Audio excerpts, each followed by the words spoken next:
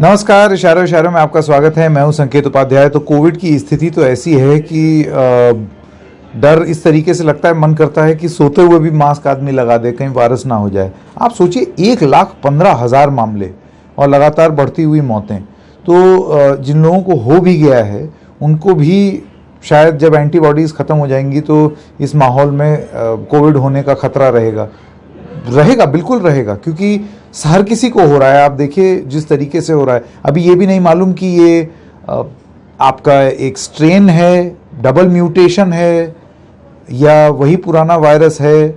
क्या है कि मामले इतनी तेज़ी से बढ़े हैं, लोग मास्क वास्क भी नहीं लगाते, कुछ नहीं करते हैं। इस बीच में सरकारों ने कुछ फैसले लिए हैं। जगह जगह आप देख रहे हैं कि चिंता की तो बात है ही, सरकारों से भी सवाल पूछे जा रहे हैं कि भाई आप क्या करेंगे। तो सरकारों ने कुछ फैसले लिए हैं।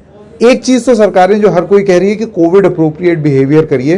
लोग मास्क नहीं पहनते हैं और लोग डिस्टेंस नहीं बनाते हैं, तमाम तरीके की बातें, जो कि सच है। अगर आप तस्वीरें देख लें तो हम अभी पश्चिम बंगाल से होकर के आए, वहाँ पर हमने देखा कि गांव देहात में तो मास्क किसी को कोई फ़र्क ही नहीं पड़ रहा है। राजनीतिक जो रैलियाँ हैं उसमें किसी को फ़र्क ही नहीं पड़ रहा है। अच्छा, बहुत सारे अब कुछ काम करना है, जिस तरीके से मामले बढ़ रहे हैं तो उसमें तमाम फैसले लिए गए हैं। अब एक तो अदालती फैसला है जिसमें यह कहा गया कि आप गाड़ी में भी रहेंगे और अकेले भी रहेंगे तो मास्क पहनना पड़ेगा, क्योंकि गाड़ी आपकी सार्वजनिक स्थल है। सड़क पे है गाड़ी तो उसको पब्लिक स्पेस माना जाएगा और पब्लिक स्पेस में मास्क पहनना जरूरी है। तो भाई इस लॉजिक के हिसाब से तो जो रैलियां हो रही हैं वो भी पब्लिक स्पेस है, वहां तो नहीं है कोई मास्क।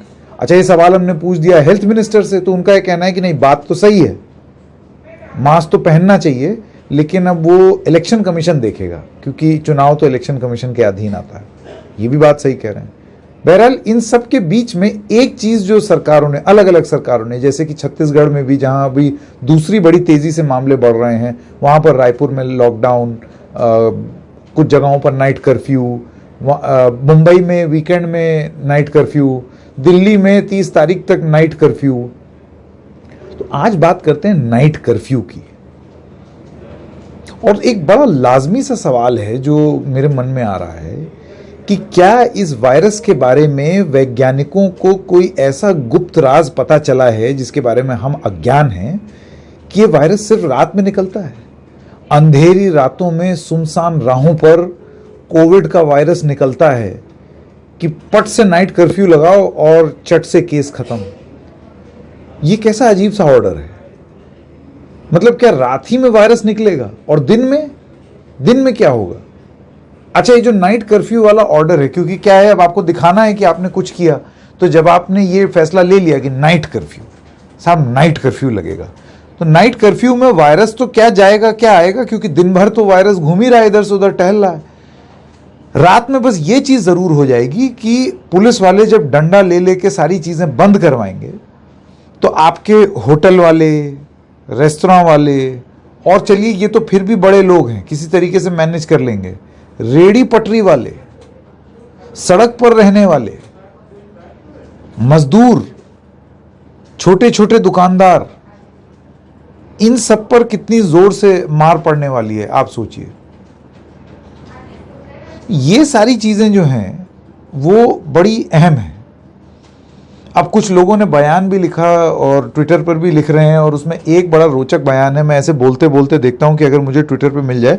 मुझे आज सुबह कोई उसका उल्लेख भी कर रहा था कि एक बहुत ही प्रसिद्ध उद्योगपति हैं, उनके जो सुपुत्र हैं अनमोल अंबानी जो हैं वो अनिल अंबानी के सुपुत्र हैं।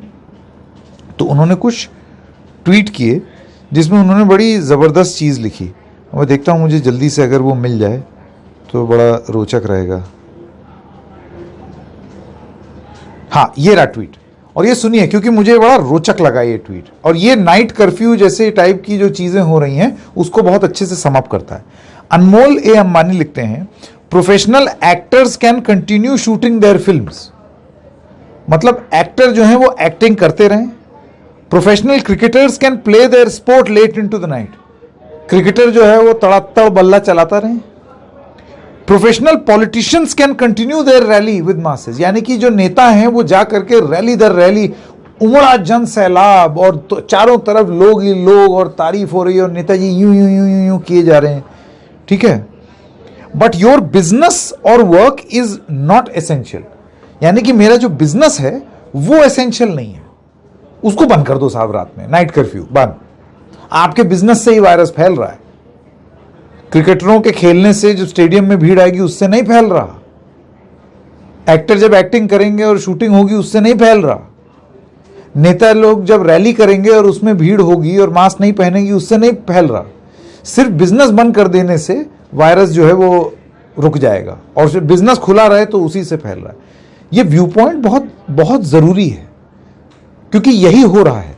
सरकारों का जो रिस्पॉन्स है, किस तरीके से इस वायरस से निपटा जाए, इस चुनौती से निपटा जाए, तो क्या मतलब सोचते होंगे बैठ करके, क्या करें क्या करें, चलो नाइट कर्फ्यू लगा देते हैं, चलो बिजनेस बंद कर देते हैं।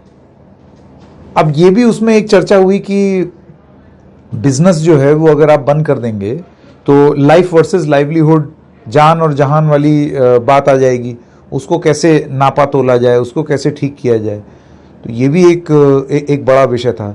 इसी सब के चलते बहुत सारे लोग दबे स्वर में ही सही सरकार में कहते हैं कि इसी वजह से तो हम दिन में कर्फ्यू नहीं ला रहे हैं। अरे तो फिर रात में ला करके क्या करोगे? पूरा बंद नहीं कर सकते तो थोड़ा सा बंद कर दें। थोड़े से के चक्कर में होगा ये कि जो बेचारा रात में ही कमा रहा है वो कहां जाएगा? आमदनी तो उसकी भी जा रही है ना। तो तर्क क्या है, वो तर्क समझ में नहीं आता। इस बात के पीछे जो तर्क है वो समझ में नहीं आता। और अनमोल अंबानी ने जो चीज़ लिखी है वो मेरे दिल में घर कर गई। बहुत ही ज़बरदस्त चीज़ इसने लिखी है, क्योंकि ये एकदम सटीक बात बोली है उसने। लोकप्रिय बात नहीं है, सटीक बात है, चुभने वाली बात है। अनमोल अंबानी ये भी लिखते हैं कि what does essential even mean? Essential का मतलब क्या है? Each individual's work is essential to them. कितनी ज़बरदस्त बात है, देखिए। नेतागिरी कर लें वो एसेंशियल, क्रिकेटर क्रिकेट खेल ले वो एसेंशियल। क्यों? क्योंकि उसमें पैसा है। बंद करके दिखाओ जरा आईपीएल, अभी यहाँ वाह हो हल्ला हो जाएगा। अच्छा, आप फिल्म की शूटिंग बंद करके दिखाइए, एक्टर लोग सब खड़े हो जाएंगे। एक बिजनेस ही है जिसको लोग बंद कर देते हैं। तो उनका ये कहना कि एसेंशियल क्या होता है, हर आदमी जो है अपने रेडी पटरी पे जो आदमी है, जो अपना गुजर बसर कर रहा है, वो उसके जीवन की एसेंशियल सर्विस है। अब उसकी रेडी पटरी आप बंद कर देंगे, वो रात में खाना नहीं बेच पाएगा, वो खुद क्या खाएगा? सड़कों पर आ जाएगा। भिवंडी से हमारे सहयोगी सोहित मिश्रा रिपोर्ट ला रहे हैं कि बहुत सारे मजदूर जो हैं वो ऐसे ही डर के माहौल में हैं कि कहीं फिर पिछले साल की तरह पैदल ना निकलना पड़े, न जाने क्या हो जाएगा। तो फैसले सोच समझ के लेने चाहिए, और वो भी खास तौर से तब जब हम 1 साल पहले बिल्कुल यही सब झेल चुके हैं, यही स्थितियां झेल चुके हैं। तो हमको वक्त के साथ तजुर्बा आना चाहिए था। क्या वो तजुर्बा आया है या नहीं आया है, ये मैं आपके ऊपर छोड़ता हूं। तो आज इशारों इशारों में बस इतना ही। हम फिर किसी और मुद्दे के साथ आएंगे, तब तक के लिए नमस्कार।